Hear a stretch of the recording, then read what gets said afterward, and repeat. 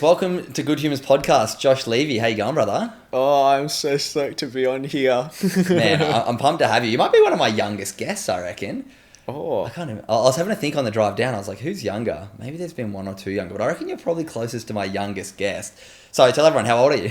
well, I am 21 years old. And yeah, that's really just it, yeah. And what I love about you is how young you are, but we had a real quick chat briefly before we started recording about sort of your goals this year. You're a young professional surfer. I see so much of myself in you, but you've kind of, over the last few months, specifically January, did you? Yeah, January. Specifically in January, you did a big challenge to surf the most amount of waves ever in a month to raise money for homelessness, which I think is just incredible to have. That awareness at your age of the impact on yourself by giving to others is like so beautiful. But you're also a young pro surfer. I'm excited to chat a bit about your surf career and really chat about the challenge. But I always start the podcast with the same question. So what are you grateful for right now today in life? Oh, I'm so grateful to be here. Like I wanted to do, I was telling you before, but I've wanted to do a podcast for a while. So, I think the opportunity to tell a story is a real privilege. And so, yeah, that's what I'm really grateful for. Man, I'm looking forward to getting to let you share your story, hopefully ask some questions that the audience, pick up some lessons for themselves, but also maybe some new perspectives on the impact of giving back and I guess how it makes you feel, because I'm super excited to go through your challenge and the ups and downs, but then having such a strong why to stick with it. But I also open all of Good Humans podcast with a second question now. And the question is, if you were only allowed to spend 14 minutes a day doing something for your mental health, what would you do? Oh, mine would definitely be just to journal, eh? Really? Okay. Yeah, like just journaling out how I feel, like trying to connect the heart to the head. Mm-hmm. You know, I'm not the best I haven't been the best in the past at like feeling how I feel and understanding like what certain thing might be triggering an emotion. So journaling, I love journaling. Really? I do it like every day. It's so much fun. Just like writing out how you feel and like, oh, I'm not feeling that good, but this happened yesterday, or like just trying to like work out where you're kind of at with your head. Mm-hmm. So yeah, it'd definitely be journaling. Man, I love that. How long have you been journaling for? Oh, maybe like 2 or 3 years now. And what sparked it at the start? I don't know. I think I've always just liked writing things down in front of me. And so, yeah, being able to journal has helped me so much, like through a lot of things. And really the biggest thing is understanding myself with journaling, and kind of it helps me face my fears with journaling. So I feel like a lot of people journal in a way of like, oh, I'm grateful for this today. This happened today. Mm-hmm. My journaling's like, there's this fear I've got, and I will actually write the fear that I have to try face the fear and try and really dive pretty much as deep as I can into it. So it's like, oh, I have noticed I'm having this insecurity, or I had this interaction with this person today and I felt like this. And then I'll kind of try and even go deeper and go, why did I feel like that? Okay, maybe I'm insecure about comparing myself to others, or I don't want to talk to that person, or I'm afraid of what other people think.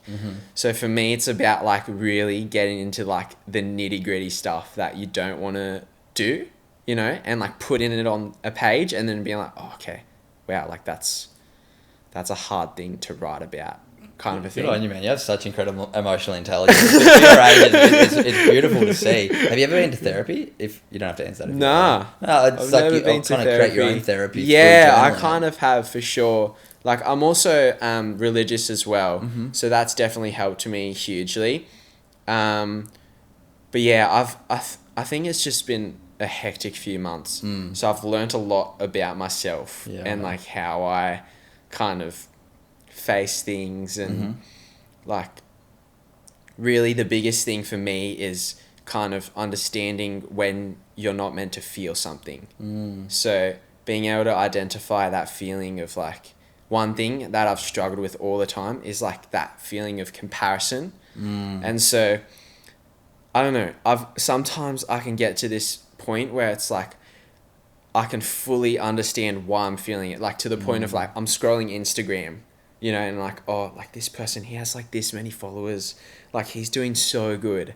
And then I feel that feeling like of comparison, like, oh, like I'm not meant to feel like that. I don't have to feel like that. And so, yeah, being able to just like, I'm trying to, yeah, really understand myself more and more, because that can lead to like, because I think something I've noticed is watching the best guys in the world at what they do is obviously they've worked so extremely hard at a certain craft.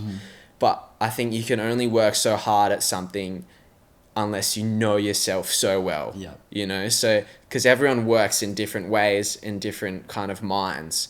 And so it's like, my thing is you have to understand yourself first before you work hard. It's like most people get around the wrong Right. way. You Exactly, want yeah. to build this external world that's amazing, Yeah. you know, achieve and get all these things. Yeah.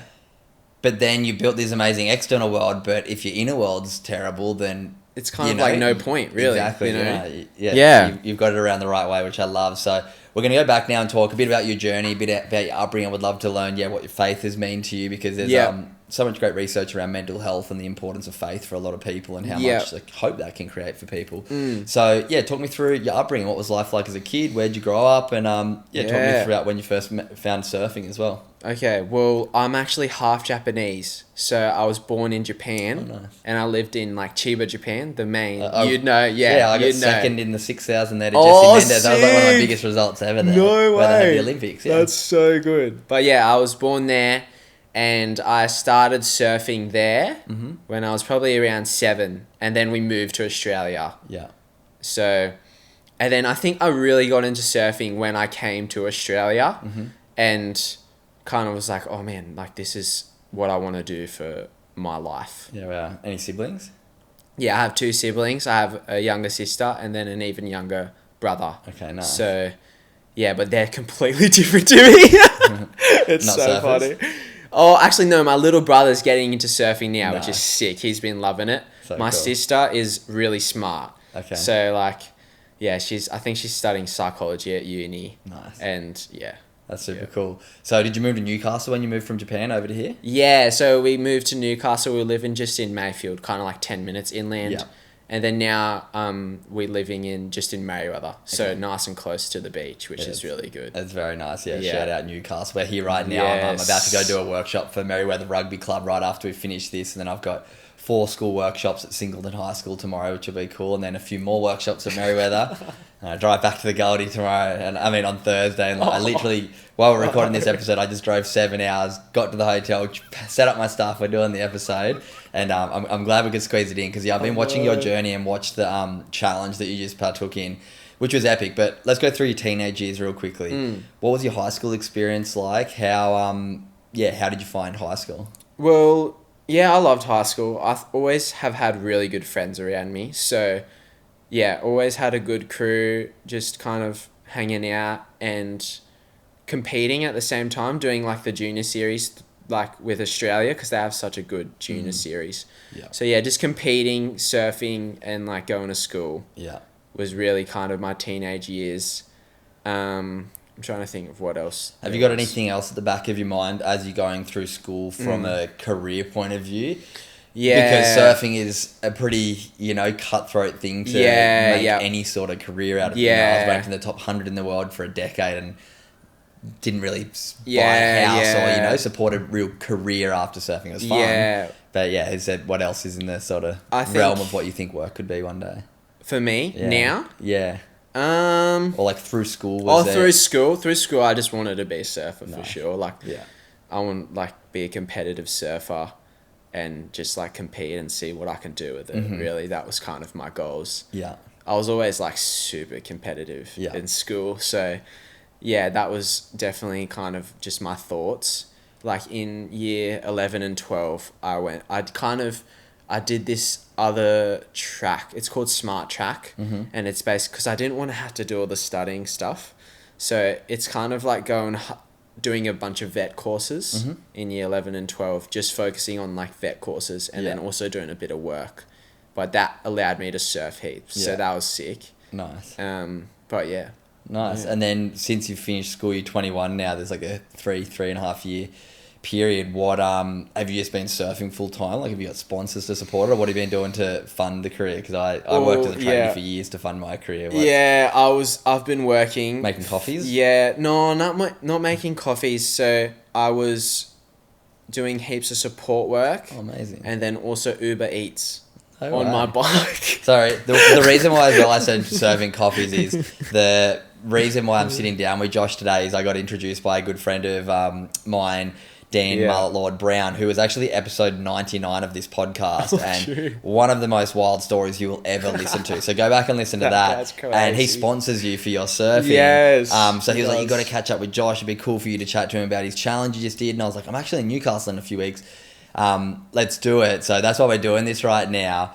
But that was why I asked if you're serving coffees. But it was one of your vet courses support work. Is that how you got into that? Not really. My vet courses were like business and stuff. I haven't really used them, to be honest. True. It was kind of random, but it was good. Like, I just kind of wanted to get the cert to finish school properly. So that's what I did. Yeah. And then, my mum kind of had a few people that were like, we need some support workers. So I just kind of got into it. Yeah, nice. Did a bit of support work. And then also I'd ride around on my bike doing Uber Eats while I'm doing all the QEs. How much money could you make an hour riding a bike on Uber Eats? Did it depend? It's actually good. Really? Like, it can be really good. Okay. It's very up and down. Yeah. But, man, I've had some sick hours. Like, probably some of my best hours, like, the amount I make in an hour is probably, like, maybe anywhere between, like, 60 to 80 an hour. Nice.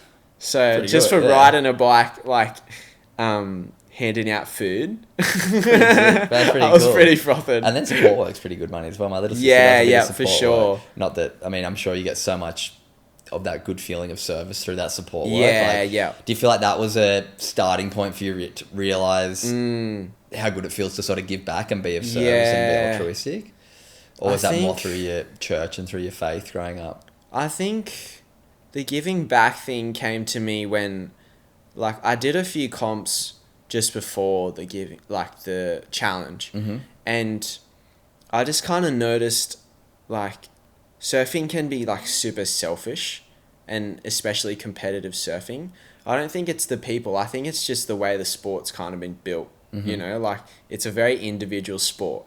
And so I just felt like, man, like, surely there's a different way, like, you can do this, right? Like, I feel like it could be more fun, and, like, why not, you know, be stoked for everyone that's ripping there, you know? And I think I was very caught in my own self, to be honest. Like, those lots of feelings of comparison and, like, jealousy and envy of, like, oh, like, he beat me in the heat, like, stuff him. Like, I don't care about him. You know what I mean? Yeah. I was feeling so many of those feelings competing the last few years. That's really my story. It's like, just these feelings that I kind of, at first I didn't realize they were there, but then when I looked kind of further, I was like, oh, like, is this how you're meant to feel? Kind of a thing.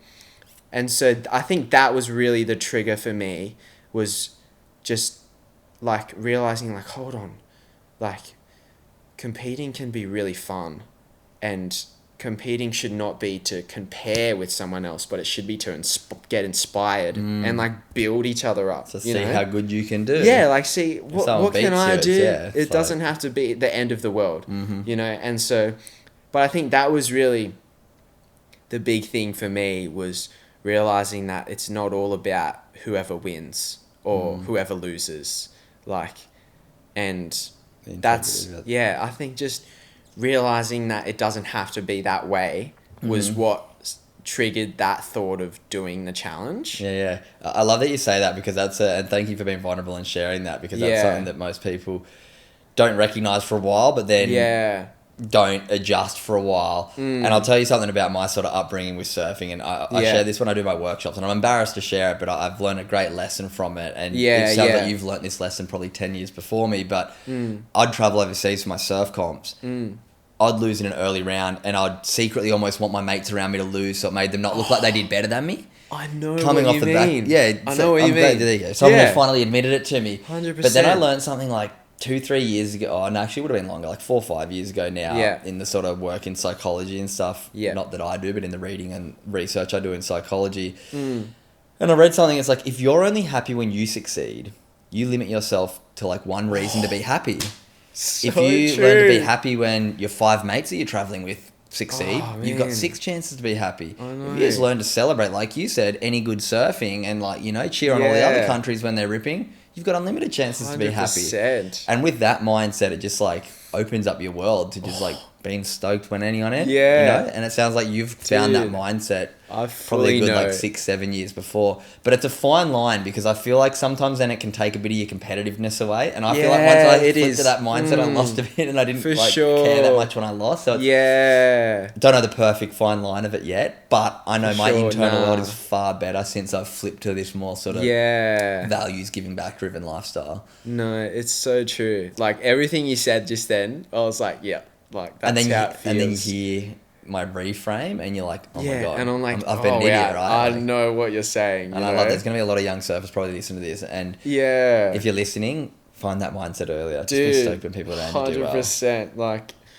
man, like comps, my biggest thing that I've really kind of thought about is like comps are not there to like push everyone down. Like comps, we're there to inspire With- and try to make this sport sick together. Like, if you're you know? devoed every time you don't win, you're going to be devoed pretty much every time because, Yeah, I mean, I travelled the exactly. world doing the QS for 10 years. I never won a QS. I got like Yeah, second in a bunch yeah. of them. I never won Wow. one. So I was like, if I was only happy if I won, Yeah. 10 years and not being happy, I'm travelling the world surfing with my friends for 10 years. I know. In a shitty internal world, and that's why the Yeah. work that I do I love doing, because I try and teach people to change that internal world, to base your life on gratitude, on mindfulness, on kindness, Yeah. and then you're in control of that inner world rather than the external validation or the, you know, identity being based on your achievements. Oh, it's But, so true. anyway, we can It's riff on so this stuff good. I forever. love it. It's so Um, good. Yeah. Tell me about the challenge then. First, let's talk about the Yeah. why, because Okay.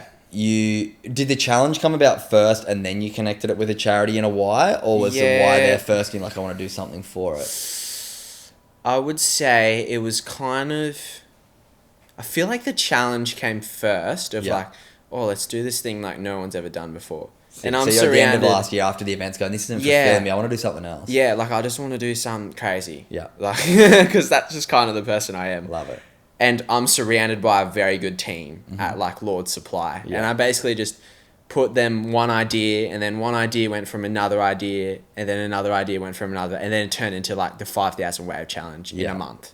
And we're like, all right, sick, like let's do it. Do you reckon it's ever been done by just someone who loves surfing and the waves were pumping for a month? Maybe Probably Italo not. Ferreira. Yeah, seriously. 'Cause what, 5,000 waves in a month? How many days did you do? 30 days? I did Or 31 days. 31 days. So you average 250 a day or something. Well, remember it turned into 7,000. yeah, that's so. So What, yeah, around I think it's 225 waves a day. Yeah, wow. So it was so hectic. Eh? It's so hectic. Oh. So the idea comes about mid last year. A bit of Nah, planning. it was or just- honestly not much planning. Really? It was pretty chaotic, really. Like Okay. there was probably maybe 4 months Yep. of planning, and I was just like, I just want to do it. Let's just start at Jan 1st. Yeah, wow. And I think, but the mindset was, oh, I've got comps to do after. Okay. And so we were just like, this is my only gap I've got. Yeah. So this is when we're going to do it, kind of a thing. Yeah. So, and then I think from the challenge then came the why. Yeah. And then from the why came the charity. So, yeah. So it started with with Lords. I want to Yeah. do something different to just surfing for Yeah. these comps. Yeah, yeah. I want to do a challenge, probably inspired by people like Blake Johnson, who came and joined you for yeah, a yeah, day, for and sure. then Brockman, who got Yeah. involved, which we'll talk about both of them as we go through. Yeah. Are they kind of a few different people that inspired you? You're like, let's do a big Definitely. challenge. Yeah. I feel like I've always wanted to do a cool challenge. Like Yeah. I've watched like cool documentaries about Yeah. things that people have done. Crazy stuff. Have you ever seen the Iron Cowboy or heard of him? No. I'll look him up later. What's his name? James Lawrence. He did 52 Ironmans, which is like a 12-hour race, like Yeah. 5-kilometer swim, 180-kilometer bike ride, and then a marathon. He did it 52 days in a row in 52 states of America. It's Oh, I've heard of that. crazy. That's Crazy. so hectic, Crazy. eh? Very nice. So you get the idea to want to do this crazy challenge. You start Yeah. with the idea of I want to do 5,000 waves Yeah. over 30 days Yeah. in January. And then, what's the next step to then, having the charity that you chose? And tell me a little about them. Yeah, well, so my why is like love is the willingness to be inconvenienced by another. So my thing was like, I want to show people that love is not just like a feeling. It's like an action that we go out of our way to help someone else. And it's basically. like kindness. Yeah. Kindness isn't kindness if you expect something in return. Exactly, yeah. It's like love isn't a transaction. Exactly. Right? And it's so, that was really my message. And that became the core of the challenge, really. Like, that was my job. Pretty much the whole challenge was, how can I show this message with my actions? And then, like, the team basically took care of everything else, because there's the media, there's counting the waves, there's setting up, like, a gazebo and, like, all this other stuff. Yeah. But, yeah, for me, it was to focus on the message. Yeah. And then from the message, we picked a charity called Soul Hub. Yeah. And so the biggest reason I picked Soul Hub was they live out the message that I was trying to convey, really. It aligned very well with what I wanted to show. And so their thing is that it's actually to help people in need. So the thing about Soul Hub that I think is really cool is it's kind of coming back to the comparison thing, right? That everyone does, is anyone that walks into Soul Hub gets served. Wow. And is treated the same as everyone else. And so, a homeless person could walk in there, a person with a tuxedo could walk in there, I could walk in there. And so the idea is that, everyone is a human and like everyone has something like that they might need help with. I love and that. So it's like really trying to, take away that, like the labels and stuff, And a big focus of theirs is homelessness, right? Yeah, 'Cause definitely. It's like one of the biggest labels that you ever and it's see a is need. you walk past someone who's homeless and you judge them. 100%.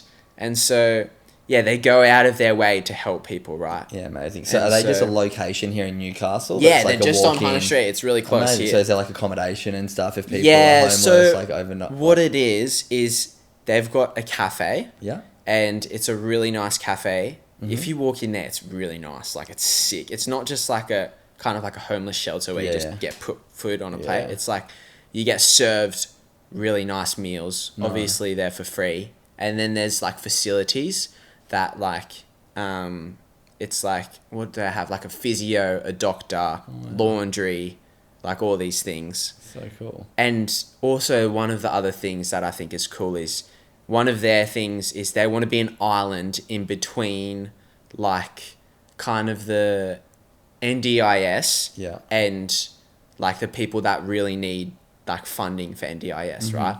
And so they want to try and, because how hard is it for people that really need like funding to get their funding, right? Because they don't have many things to access that. And it's like really hard to access that stuff. There's so many things you have to go through, right? And so that's one of their things that they're trying to do is they want to become that island for people so that they can access those utilities. Yeah. And so, that's another thing that is really cool. Yeah, that's really cool. Like supporting people who, don't have the ability to connect with other services. Exactly. And sort of like moving on. That's like when I had Noah Yang on the podcast, who's the founder and CEO of I've got a mind blank. We Are Mobilised, the one that Ned raised the money for. Like, so interesting to hear how their whole setup is with like direct giving and just like all the different ideas to supporting people, which is so important, I think, to have this sort of smorgasbord of ideas to try and, bring people out of poverty and bring people into, a life that's, for sure. A little more secure and a little more safe and a little more fulfilling. Definitely. So let's talk about the few days leading up to the challenge starting and, a few of the ups and downs of the challenge. Oh, the challenge was just so hectic, eh? Like, it was a serious grind. Yeah. And, like, before was honestly really hectic for me. Like, my pop right now is, like, before the challenge, he got really sick. And so one of the big reasons I also did the challenge was for my pop. Yeah. And so pop doesn't have, like, much longer to live. But like, yeah, so there's just was so much going on for me before the challenge. But I think once I like locked into the challenge, it kind of got easier in a sense, like just kind of focusing on what I had to do. And it was very special because like I got to hit the goal and my pot was there to watch. That's so cool. And he's still here now, which is cool. And hopefully he can listen to this, which will be sick. It's coming out in like 2 yeah, minutes, it's so good. He'll be able to listen Pop. to it. But yeah, so, oh man, the ups and downs. Tell me, so what you set a goal of raising $100,000 for Soul Hub. Yeah. It's not an easy feat. A lot of people like set these big goals and they see Ned Brockman raise millions and think, oh, I could raise 100 grand. It's not like that. I've got other friends who have done national tours trying to raise millions and struggled a lot. So 100 grand is no easy feat. And it really ramped up right towards the end, right? Fully ramped up. So, yeah, talk me about day one. What's day one look like? Day one is like the news is there the first day. And that was kind of the first New day. Year's Day too. What time do you start? How long a day is you averaging? I think I started... Well, the waves were really... Oh, my gosh. The conditions, man, were so tough during the whole challenge. Yeah. Like, there was just, like... It was always extreme heat. Oof. Or, like, it's just, like, raining and stormy. Yeah. So that was super gnarly. And then, obviously, that we had heaps of swell. And so, I can't surf waves, really, that are over 4 to 5 foot. Because it takes too long. Yeah, too much paddling. Waves, yeah. Like, I would be out there literally all day, and I might not even reach the goal. Yeah. To get to the minimum. Well, that's what I mean. Because I'm just like thinking about the numbers. I'm like, on a good surf for me, I might catch like 15, 20 waves max. You're trying to catch 220 a day. So that's like. Were you doing a lot of just standing up and flicking off kind of thing, or was it you tried to surf really each wave? Just trying to surf kind of each wave as well as I could. Yeah. Like, obviously, I'm not doing turns every wave, right? But, like, if I had a section, I'm going to do a turn. Go for kind it. of a vibes. Yeah, I think you do a couple of sick punts and stuff. Yeah, so I got a few sections. But, yeah, what did the first day look like? I'm just trying to think. There was just so much that happened. Well, it was too big in town, actually. Mm-hmm. So we went up to the bay and surfed up at Fingal Bay. Yeah. It was really small and, like, just, like, grindy as. So how long of sessions are you doing and, like, how many a day? Probably, I'm surfing, like... Well, it's just... There's so many things, though. So many variables, right? Yeah. So... But it just... At the start, I was probably surfing around... like 4 to 5 hours a day, maybe, because I was only going for 160. Okay. Because I was going for 5,000 was the initial goal. Yeah. And you're 160 a day, but you're kind of mopping that in after the first few days for like 5 hours surfing. Is a big day of surfing, but yeah, but you would have done many 5 hour days. Yeah, like before. I've done a few, but then towards the end, it was definitely like probably like 6 to 8 hours. Yeah. Like in the water. Yeah. Kind of a thing. So, but honestly, it was quite amazing how well my body adjusted. Yeah. To like surfing that much. Mm-hmm. And like, I was so fit. Yeah. And like my surfing fully got better. Yeah, wow. In the month. Mm-hmm. Just like, I've always struggled with my surfing, like pumping heaps, like trying to do too much, rushing things and like doing things. But like my pumping fully just like kind of stopped almost. Yeah. And just like almost my vision of surfing a wave fully changed. Mm-hmm. And so that was a really cool thing that I didn't really expect to happen. Yeah, that's interesting. Because I was groveling hard, but I still progressed. Yeah, nice. And so I thought that was really cool to kind of experience that. That's epic. So with the like 4 or 5 hour session, talk to me about the logistics a little bit. There was always someone on the beach with a notepad counting every time you stood up. Yeah. Were you coming in for like snack breaks and stuff a little bit? Or? Yeah, so how a day would look generally is we'd wake up, check the conditions, pick where we wanted to go, and then we had like a massive van and then also a gazebo. So we'd set up the gazebo. I had Posto and Briani.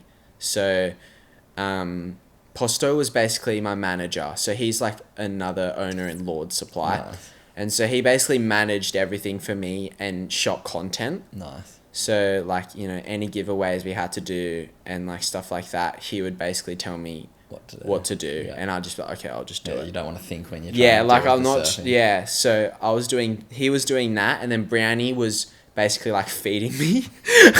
So he packed You like need it. The amount of calories the that you're amount burning, of you need calories, it. like it's a practical thing. Yeah. So he was feeding me, and then also kind of counting my waves. Yeah. So yeah, obviously someone has to be in there like all day to count my waves. Yeah. And then, yeah, I would come in probably it just depend on the day, but I'd come in for snacks. Yeah. Like just eat something and then like go back out, do another set of waves, Yeah. come back in, do another set of waves. Like Yeah, what are you trying to do? Like sets of like 50 or like probably like 50 a sets big of surf. anywhere between 50 to 100. Yeah, wow. Yeah. What was the around first that. day that it felt like a bit of a struggle? Was there any days that you woke up and you're like, oh, I can't be fucked today? Oh, so many days, like just having to, it's just the mental battle, because it's easy to surf 6 to 8 hours when the waves are pumping. Yeah. Do you know what I mean? So it's like, it's fun. Yeah. And like, especially I suppose, because I've been very blessed and I've surfed lots of good waves and I know what it's like to surf good waves. Yeah. And so having to grovel for 6 to 8 hours is kind of a whole different story. Yeah. And so Yeah, for those listening who aren't surfers, grovel means going surfing when the waves are really bad. Bad. might be really small, so it's no speed in the waves or power, where you wouldn't normally go surfing, or really windy and you probably wouldn't go out surfing. But dare I say, you probably spend a lot of days when you have to surf every day, surfing some pretty terrible conditions. It was like, I surfed some serious waves, so I was like, wow, I can't believe I'm like surfing this right now, kind of a thing. But yeah, I think that was a big, like a tough thing for me. It's just the fight against the conditions. Yeah. And like, but it's like, you just have no choice. Like, you have to do it. Yeah. And like, when you get kind of put in that position of like, there's so many people watching you and so many people supporting you, it's like, there's really just no choice but to kind of get over how you feel and just do what you've got to do. Yeah, yeah. So yeah, that was kind of really how I got through, was just so many people just supporting me and really realizing the impact that it was having on people. Like, there were so many moments of like just people being so supportive. That's so cool. You know, whether it was like a text or like even a comment or like... Tell me about getting a message from Ned Brockman. Oh, that was nuts, eh? That day I was feeling like so dead. Like, I was so tired. And I just come in and like, they're just like, oh, Josh, we've got a surprise for you. And I was like, okay, like whatever. Like, I was already kind of in a bad mood anyway. So I was just like, okay, yeah, like show me, kind of a thing. And then like having someone like Ned text me just gave me like this next fuel to like go to the next level. Nice. And like, yeah, it's just amazing, isn't it? When you like let go of your own selfish ways and you like almost rely on other people, the amount that you can do is just like on a whole nother level. I think is something I've realized. When you let other people in and create like a team around you, just the, I don't know, the levels that you can rise to is pretty special, and you can experience it all together. Yeah. And so, yeah, that was my biggest thing, like biggest kind of realization was like, wow, this is no longer like a me. It's bigger than me, yeah. It's way bigger. Like, Which you saw that happen with Ned's run. Exactly. But then like, another person who's done it multiple times is Blakey Johnson. Tell me about Blake. the day that Blakey came. Was that your biggest day? That was my biggest day. That was so hectic. So if anyone doesn't know, Blake Johnson's a good friend of mine. He runs Swell Being down in Cronulla, but he's got the world record for the world's longest surf, where he did 40 hours straight, where he could come in for about 5 minutes through the night. I actually went and surfed with him in the middle of the night when he was doing it, which was cool. That's sick. He also has...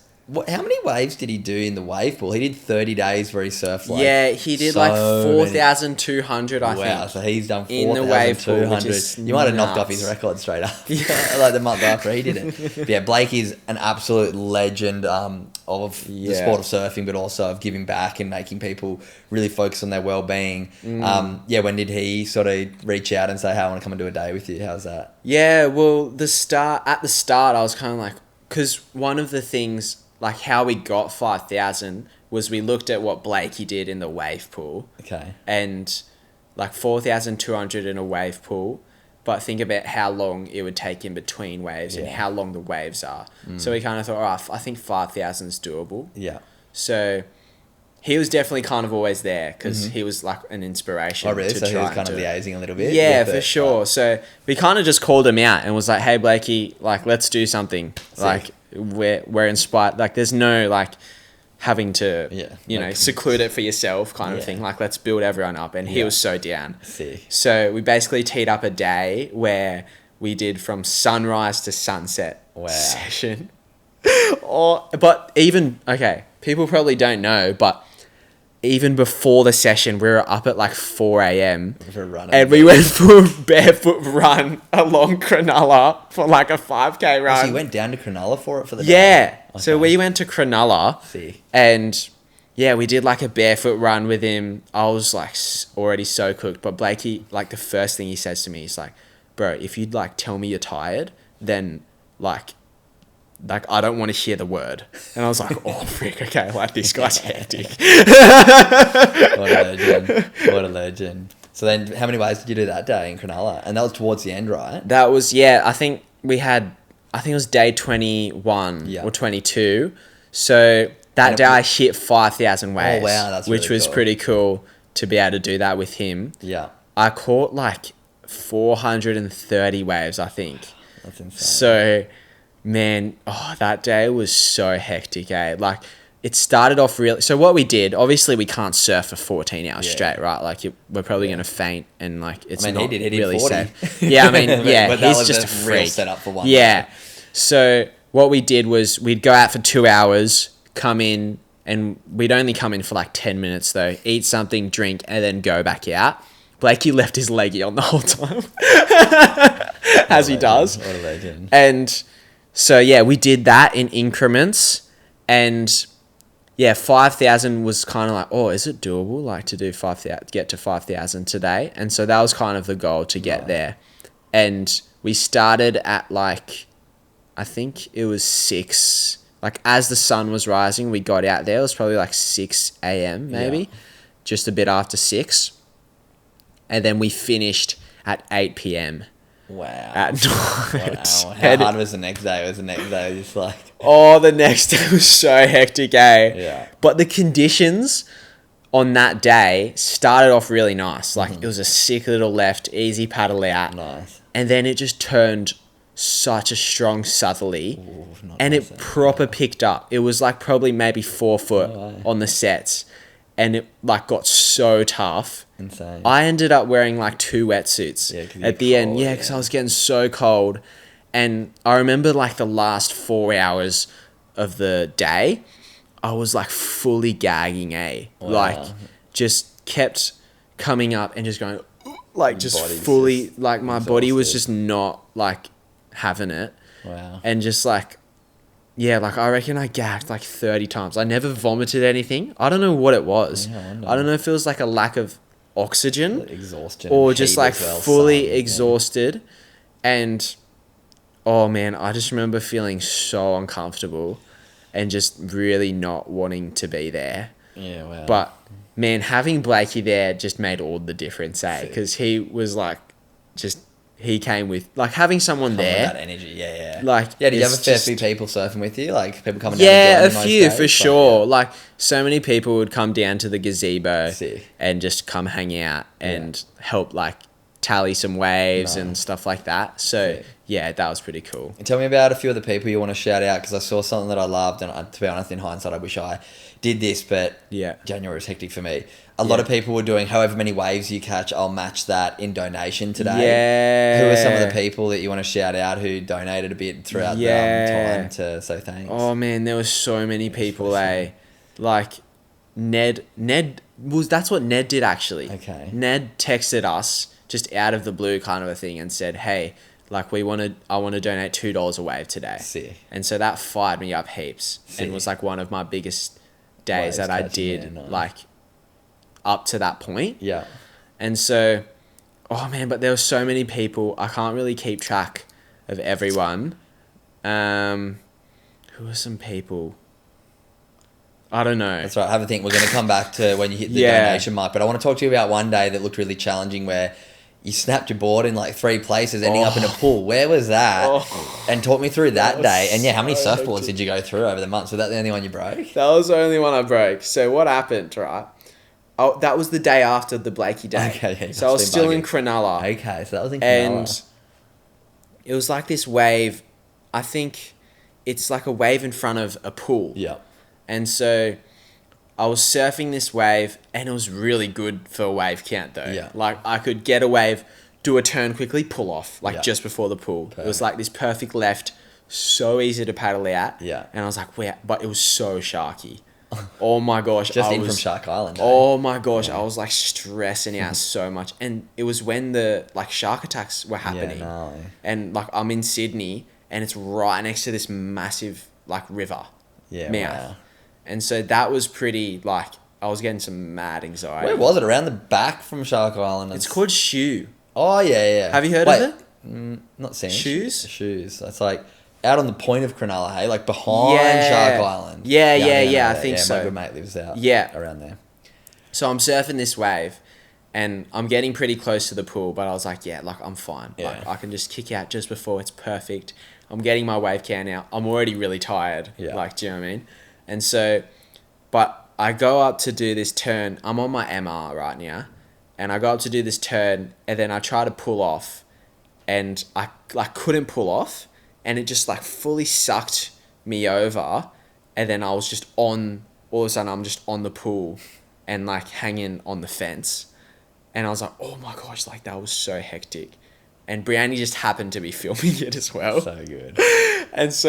And then I come in but nothing. I busted a bit of a fin box on the MR, and that was it. And I didn't really have any Like the MR20? like yeah, the MR20, and I didn't have any like cuts really. So I was like, oh, I'm fine. Like I'm just gonna go back out. Like You grab your other board, yeah. and so I grab my other board, and I go back out, and I'm probably maybe like 5 waves in. I do the exact same thing, try to pull off. And then this time though, I don't know what happened, but I think my board got wrapped around like a pole in the pool Snap straight and out. snapped in 2 spots. Yeah. And Brownie, like, he caught it kind of half on film again. And so I didn't get injured again. And so we were like, oh my gosh, this is hectic. Like, I can't believe that just happened. I'm not going to serve that left again. But it was... Bro, me and Brownie, I remember we were just kind of wigging out going, Josh, how did you not just get injured? Yeah, well, you got wrapped around the pole. Dude, like, it was so hectic. That's insane. But man, so many moments like that during the challenge. Yeah. Where just like How did it that could have happen? gone another way, you Yeah. know? So yeah, definitely like very like blessed and like protected, Yeah, you yeah. know? So yeah. As you should be. Tell me about the last day now. Yeah.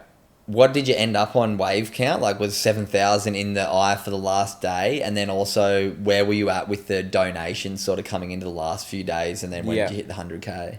Yeah, so the last few days we kind of knew we were going to hit 7,000, Yeah. really. Like, I was already kind of ahead. Yeah. And the donations, 2 days before the last day, we were on about like 45K. Wow.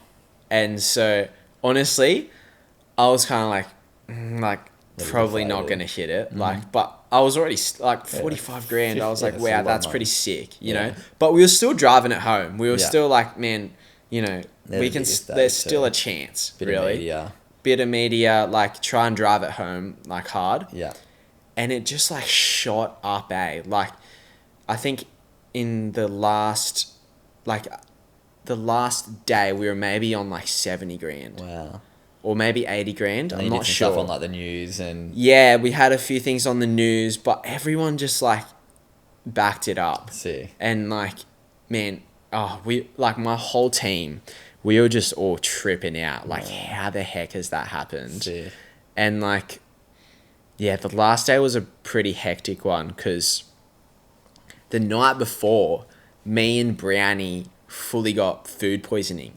Oh, no. So I've just been vomiting and Brownie. Oh, no, Brownie wasn't... It kind of kicked in later for Brownie. Mm-hmm.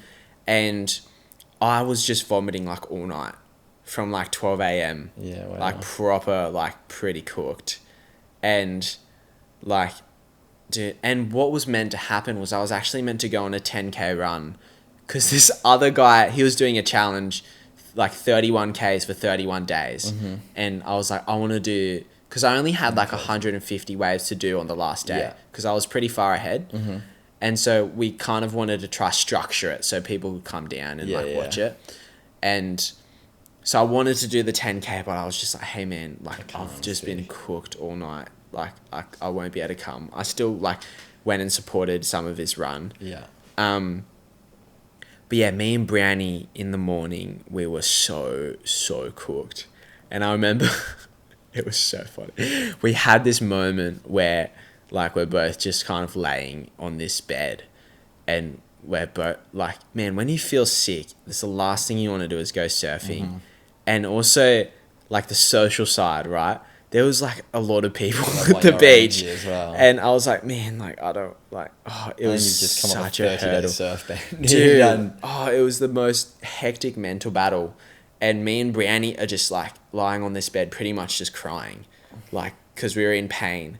But Brownie goes, he's like, bro, like if Ned Brockman like broke his leg and still ran the rest of his thing, like we can go surfing feeling sick. Yeah. And it was just one of those hectic moments, like one of those juju moments. You're just like, let's like we can do it somehow. Many people have got through hard stuff because of comparing to Ned Brockman. Like I ran a 100-kilometer trail run ultra marathon 2 years ago now, and my whole motto was like, at least I don't have to do this tomorrow for the next 40 days. Yeah, you can do seriously. it once, pussy, and then got it done. It's amazing how you can draw on other people's experiences to be inspired. For sure. And so, yeah, that was a hectic moment, and we got up and we somehow did it.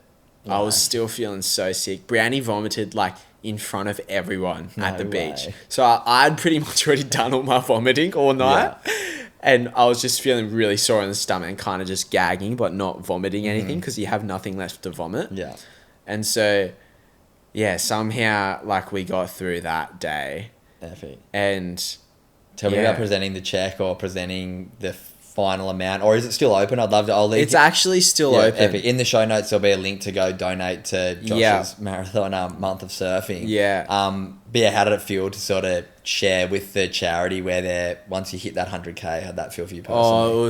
It was I couldn't believe we did it. Like honestly, I think the 7,000th wave was a crazy moment. Like, just it was such a it was a very special moment because I think there was no feeling of like it was just me. Mm-hmm. It's like we just like all won. Like, and so there was maybe 100 people there at the beach, and like it was like a win almost for Newcastle kind of a thing.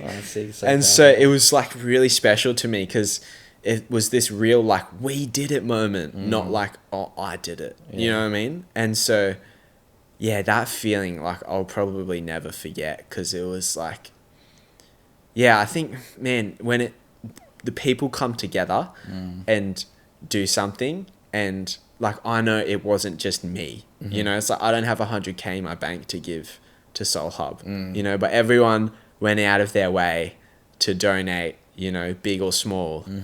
And so it was this amazing journey of like being able to involve everyone. And then when we did it, it was like everyone's win. And so it was this amazing feeling of unity when I got the 7,000th wave. Yeah, wow. Did you call it at 7,000 and come in with it? Yeah, I just called like on the dot. It was kind of like a hype moment of nice. And everyone came out with me. And I just remember it was so crowded. It was hectic. And I remember I was just like, I think I had 10 waves to go. Everyone came out with me. And then I was on like 6,999. And I was like, all right, next one. Like this is the 7,000th wave. And and then we were just like, there was a few other people that got on the wave. So cool. And man, it was so special. What an epic moment. It was insane. Did you surf the next day? No, I didn't. How many days out of I almost did, but like few days off. A few days after, I was like so cooked, eh? Okay, I bet. How's your perspective on life changed since? Because we spoke about this kind of briefly before.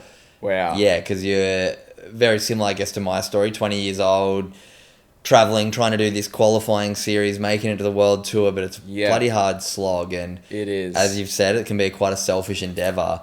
How's your perspective on, I guess, life and where you want your career in surfing to go? Because I think you touched on something as well before. I mean, you kind of didn't really touch on it, but I had Noah Wallace on my podcast recently. You probably know Noah Wallace, Noz, Surfing with Noz on Instagram. Oh, yeah, sick. Built a big following, built a career as a surfer through YouTube and content and doing something different than competing. And it's really cool to hear his story. I'll have to send you a link to listen to the episode I did with him. Yeah. But I can see there's a space now, and from speaking to you before the episode, to create a career out of surfing without maybe having to do the slog of competition. Yeah. So how's your perspective on, I guess, surfing and competition and giving back changed since? I think I just like want to make sure like I know my why, and like usually what I would do is I would go back into competing this year, but I've kind of decided that I just want to take a year off, and like I have amazing sponsors and they're like, yeah, like we back you just for who you are, kind of a thing. So yeah, I want to take a year off competing, but I actually still feel like I should compete. Like, weird one too. You lose your ranking and then you can't get in the next year. Yeah, so I know. It's a big sacrifice, like kind of a big risk. But I would love to just kind of develop my surfing and then also just develop like my why more and like understand like, okay, like why am I doing this? And I think my plan is definitely to go back into competing. Yeah. Like I love competing, but I want to compete in a way of like, I want to have fun and like I want to try build other people up with what they're doing and like go in as more of a team. And like, yeah, that's my biggest thing is like, I want to be a surfer with a message. So like really know like my why and kind of look beyond that surfing and see if I can, I don't know, like convey that message. And remind everyone the message. You said it before. What's the why and the message that you love supporting? Love is the willingness to be inconvenienced by another. So that's the kind of thing that I definitely live by right now. Yeah, I don't know what it looks like yet. It's so up in the air, but I think that's why I feel like I need this year to really understand like what is surfing going to look like in my future. Yeah. And is there a way to kind of create a new culture almost, you know what I mean? I'm not saying that in like an ego way, right? No, it's just like, a way of just like I want to perspective shift. Yeah, like I want to just like try and build everyone up and go up together and push the level of surfing like as a team sport. I don't know. Do you know what I mean? Yeah, I mean, it kind of felt like that when you get to the like Challenger Tour and we were traveling internationally with the other Aussie guys. You kind of had to sort of do it, but it went away for a bit when certain people were getting paid more and brought coaches, and it wasn't that gelled. Yeah, you can see like the Aussies at Pipe recently. All gelling together, and Surfing Oz are doing a pretty good job doing that. And me, Wade, Carmichael, and Connor were kind of the first crop to try and bring everyone together because it's so expensive and everyone has to bond together and make it work. But that team thing is like, such a better way to do it, and you just like have such a better time. And it was like that back on the CT with Mick and Joel and those guys for a while. But I think it needs to change a little bit for sure. And that has come a long way from like the grommet abuse days and what used to happen. Now it's changed. Sick. But it's so like, what's that next evolution for surfing? Yeah, like, what is that next thing? Yeah. And, like, I don't know, can I somehow use my surfing for someone else and still compete? I love that. Do you know what I mean? Like, you find your way. I think I will find my way. I had no idea what I started with Good Human Factory and speaking and doing what I did was going to open up the opportunities. And we'll keep in touch. Any opportunities that I can help you with the speaking and sort of setting up, if that's something that you want to do, trying to turn your month-long challenge into like an inspiring talk. Like it's a really cool career path. Lastly, did you look at trying to get it like accredited from Guinness World Record, or is it you kind of need someone there? You did? Yeah, but You have to have someone there the whole time counting it's and hectic. stuff. Eh? It's like pretty 30 expensive. grand. Yeah, wow. And it's like, we may as well give that to the charity, Good kind on of a thing. So unofficial world it's record unofficial holder. world record, guys. Unofficial world record for most waves ever caught in a month. That's pretty Yeah. cool. Think about how many people have surfed, dude. I know, it's so hectic, eh? Like, it's pretty sick. Good on you, man. But I just love that it was all for a why, and it was all about trying to give back, put your community on the map, and really For bring sure. light to the incredible work that Soul Hub, your charity that you supported, did. Yeah. Man, it's been a great chat. I'm super Thank grateful you. for you to give me your time and to share your story and allow me to learn a bit more about the journey. It's super cool to see. I mean, the part of the chat I loved the most was just your mindset of self-reflection about your journaling, to be honest, and reflecting on who you are, the sort of person you want to be, and then moving towards that rather than not journaling and not sort of self-reflecting and just going, ooh, and sort of going anywhere in life. Like, it sounds like you've got a really good moral compass and a good values compass, and that sort of mindset of altruism and giving back is something that you've learnt quite early, makes you feel probably better than winning a comp, you know what I mean? Yeah, for sure, Keep following that journey, my man. It's going to be really beautiful to watch. But anyone listening, if you want to follow Josh, head to the show notes. I'll leave his Instagram there so you can go check out what he does. I'll also leave a link to donate to the charity, to donate to the unofficial world record month-long surfing that you did, because hopefully the community wants to get around it as well. But I do finish Good Humans podcast with the same question for everyone. So what does being a good human mean to Josh Levey? What gifts have you been given, and then how can you use those gifts for someone else? That is kind of what I think a good human is. It's like, you know, what have you been blessed with, and then how can you use those things that you've been blessed with for someone else? I think that's like the pinnacle, I think, you know, and it doesn't have to be big or small. It's like, whatever you've got, like, can you try and help someone else with whatever you've got? Mate, it is so beautifully put. That is one. I've asked over 230 people that question, and it's been answered in many different ways. But I think that might be one of my favourites. This idea of sort of becoming aware of the things that you have, which is all about gratitude and appreciation, but then also realising that you've probably got a lot more than a lot, and if there's any way that you can help someone, it's actually a bit of a life hack when you realise that. Be kind without expecting anything in return, but once you do that, then you kind of get the feeling good in return anyway. So it's like a bit of it just like flows, doesn't it? Like, when it happens. Yeah. So that's my thing. Thank you so much, Cooper. No, thank you so much. This has been a beautiful chat. As I said, go to the show notes, everyone. Go check out what Josh is up to. Go look at some of the content from the month. There's a bunch of really cool stuff on there. But man, thank you so much for jumping on Good Humans podcast. Oh, so good. Thanks, Cooper. You're a legend.